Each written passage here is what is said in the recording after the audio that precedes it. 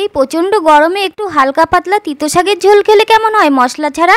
এতে পেটও ঠান্ডা থাকবে, শরীরও ভালো থাকবে। তাই আমি আজ রান্না করব ডিমি শাক দিয়ে মাছের ঝোল। প্রথমে শাকগুলো ভালো করে বেছে নিতে হবে, তারপর অনেকবার জল পাল্টে পাল্টে ভালো করে ধুয়ে নিতে হবে। যতক্ষণ না জলের তলায় বালি থাকবে ধুতেই হবে। এবার দেখো শাকগুলো আমার কি সুন্দর ধোয়া হয়ে গেছে। এবার আমি কড়াইয়ে তেল গরম করে মাছগুলো এক এক করে দিয়ে দেবো। এবার মাছগুলো অনেকক্ষণ ধরে ভালো করে উল্টে পাল্টে লাল লাল করে ভেজে নামিয়ে নেবো। এবার দেখো ওই মাছ ভাজা তেলেই আমি দিয়ে দেবো রাঁধুনি ফোড়ন। এবার রাঁধুনিটা একটু নাড়াচাড়া করে তারপরে 3-4টে কাঁচা লঙ্কা চিড়ে দিয়ে দিলাম। এরপরে দিয়ে দিলাম ধুয়ে রাখা ডিমি শাকগুলো। তারপরে একটু নাড়াচাড়া করে পরিমাণ মতো জল দিয়ে দিলাম। তারপরে দিয়ে দিলাম পরিমাণ মতো লবণ আর হলুদ। তারপরে একটু ফুটতে দিলাম। এবার ঝোলটা ফুটে গেলে শাকটা সেদ্ধ হয়ে গেলে দিয়ে দিলাম ভেজে রাখা মাছগুলো। এবার একটু ফুটিয়ে তরকারিটা হয়ে গেছে, এবার নামিয়ে নিলাম। হয়ে গেল আমাদের ডিমি শাক দিয়ে মাছের ঝোল রেডি। খেতে না অসাধারণ হয়েছিল। আজকে না দুপুরবেলা আমার ভাত খাওয়া হয়নি। এবার আমি শাকের ঝোল দিয়ে ভাত খেয়ে নিই। দেখো মা চিংড়ি মাছের বড়া করেছিল, আমি 2টো বড়াও নিয়ে নিয়েছি। ততক্ষণের জন্য থ্যাঙ্কস ফর ওয়াচিং, টাটা। তোমরা খুব ভালো থেকো।